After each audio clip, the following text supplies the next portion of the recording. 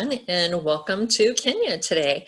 Thought I would just do a little video presentation just to get everybody's minds off of maybe being shut in or everything else that's going on, knowing that the rest of the world is still out there waiting for us, and Africa is one of my favorite places for those of you that know me.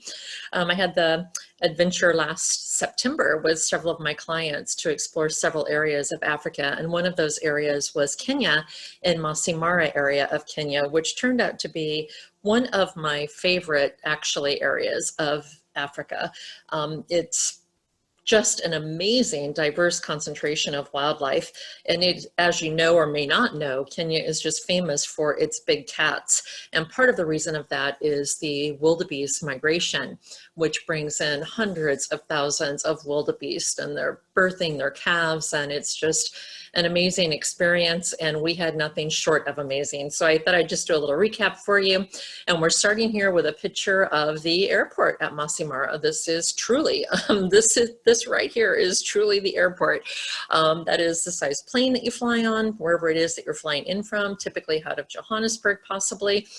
When we were flying in September, we had a little bit of a diversion as we were starting to land. A group of zebra came across the runway in front of us, and we had to change up and go back up and circle around and come do it again. But that's just part of the experience when you're heading into these more remote areas of Africa to do the game drives, and that's what part of the fun as well. This is a typical scene when you're out on the roads. The roads actually in Masai Mara are quite good, so it makes for fairly decent rides when you're going out through the bush trying to find the wildlife, and they are always in front of you. You're always getting stopped by zebra, wildebeest, giraffes, a herd of elephant, whatever, but that's okay. You just are patient, you let them cross, and you enjoy the experience. One of the many questions I get often from my clients and from people that I'm talking to about planning trips to Africa is, oh my gosh, I really just am not a camper. And you know, I'm not a camper either, but going to Africa is a luxurious camper. It's really not camping in any style, except you can see, obviously, it appears to be a tent. Most of the camps that we will be in are tent style camps, but they're permanent tents. So you can see you have beautiful flooring, you have electrical, you have real bathrooms. You have doors and windows that shut or zip. You are never exposed to the elements if you don't choose to be. Completely safe and beautiful environments. It's part of the fun and part of the experience. This is my favorite camp in the Masai Mara region because it just sits in the heart of the action. And each individual tent has its own patio area here that's overlooking the small river basin. We get a lot of wildlife on this side of the river, a lot of things to see, and at nighttime, a lot of things to hear. So it's a very special experience. Few of my clients, I didn't ask their permission to show them today, so if they're tuning into this, yay, hi! This was our favorite place to have lunch when we were at this camp. You go typically out on an early morning safari, you come back, you are really just pampered, nothing short of pampered. You have a beautiful lunch, you have plenty of time to relax and enjoy your surroundings for a few hours, and then you're back out on a late afternoon, evening safari, as the mornings and the evenings are obviously when the animals are the most active. I also get a question a lot, hey, did the animals come into where you're staying? Well, yeah, you're sitting in the middle of their area. They do not have fences. They are not aggressive. They just will wander through. The elephants will come through, take down a couple of trees or bushes by your tent sometimes. This is just part of the experience. It's not that you need to feel scared or unsafe. The staff that is at where you're staying is always very on top of it and taking care of you. But again, part of the experience to be able to sit on your patio and watch the elephants right beside your tent, enjoy their lunch as well. Another part of the experience in planning great safaris is not only where you stay as far as location, but the guides that they offer. This is Daniel. Daniel quickly became one of our favorite guides of all times. We're going back to see Daniel next August, actually, for a few days. We just enjoyed him and this area so much. Daniel works as also the guide for the National Geographic filming. He worked with Disney to film the newest Lion King, which was filmed here in Masai Mara. And that rock you see behind us is actually Pride Rock from Lion King. That is what they used as a symbol in their animation. Simba up on top, if you remember that scene. So we had a nice little coffee break here at Pride Rock, and very, very beautiful, very beautiful. This just is going to give you an idea of taking off in the Jeep in the morning across the plains when you're here in Masai Mara, and the number of wildebeest that are just roaming around you everywhere. So just watch and listen for a minute.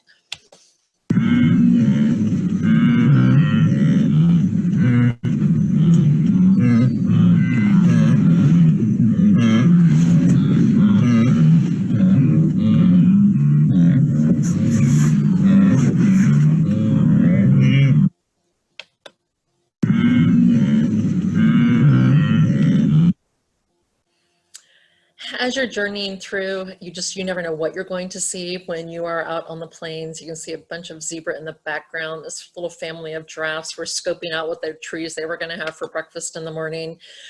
This almost looks like a two-headed giraffe, but if you look closely, you'll see it was two giraffes just crossing the road in front of us that morning. Elephants stopping to say good morning and say hi. Hippos saying good morning, great waking up in the morning sunshine. This little guy, he was determined he was ready for breakfast, and Mom wasn't so ready while his brothers and sisters were off playing, but he got pretty determined, so he was a lot of fun to watch. Leopards waking up in the morning. I just can't say again. I know I'm using the word amazing a lot, but you can just see for yourself the amount of activity that you see, and it just goes on as far as you can see. Just animal after animal, activity after activity.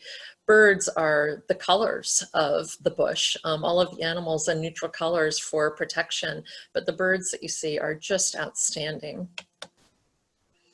This is one of my first stories. We came across this mother and her two believe it was 6-day-old cubs. They had just been born. You would have never known. They were only 6 days. That's the amazing thing about the animal kingdom, is how things are born and just ready to start in survival mode at that point. But Mom was very protective.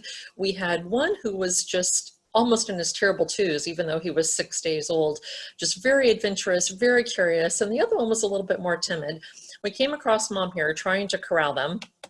Obviously the troublemakers there. She got a hold of one. This was a timid one.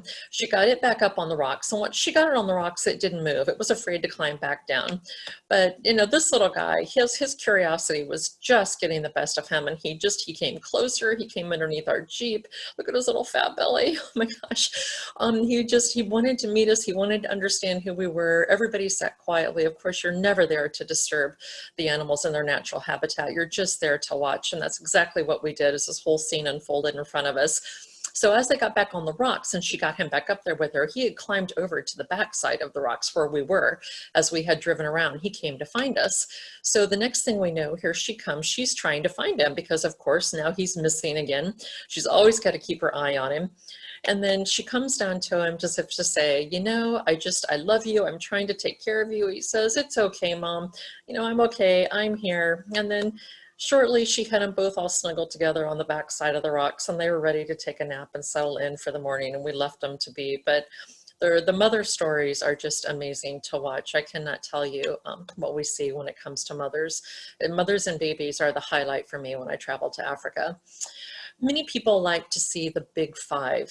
That's what they think of when they're going to do an African safari and that adventure. And the big five truly generates back to the days of the big hunters. And they were deemed the big five because they were the hardest to hunt by land and by walking to try and find them. They were the most difficult animals to hunt by foot. And that's how the big five was developed. Elephants being one. Of course, lions being 2, the Cape buffalo 3, the rhinos, which are the most elusive, especially the black rhinos, which we see here, being number 4, and the leopards, number 5. Now here in Masai Mara region, we actually had all 5 of those big 5 animals in one afternoon game drive within about a 3-hour period. Was that luck? Was that our magnificent guide Daniel? Was it the region that we were in? I've been very successful in seeing the Big Five each time I go to Africa, but that was my first time ever to see them in a single afternoon safari. That was pretty incredible. We came around the sky at sunset, and one of the most beautiful parts of doing a safari is to be able to be out in the bush at sunset. This video kind of encompasses that. As the sun's starting to set, we actually were sitting in front of that leopard that you just saw. He was snoozing away. Our guide climbed out the back of the Jeep. I should have gotten photos of that. Around the back of the Jeep, got our picnic basket, got our whole spread in the Jeep of our wine, our cheese, our crackers, our nuts, our sundowner snack. And we sat and we watched this beautiful creature while we had our sundowner happy hour, if you will. And it does not get much better than that. He was just absolutely magnificent, and he didn't mind our presence at all. We watched him for some time period, and then he settled back down for his evening snooze before he was going to start his night of hunting. One morning we came across this pride. This pride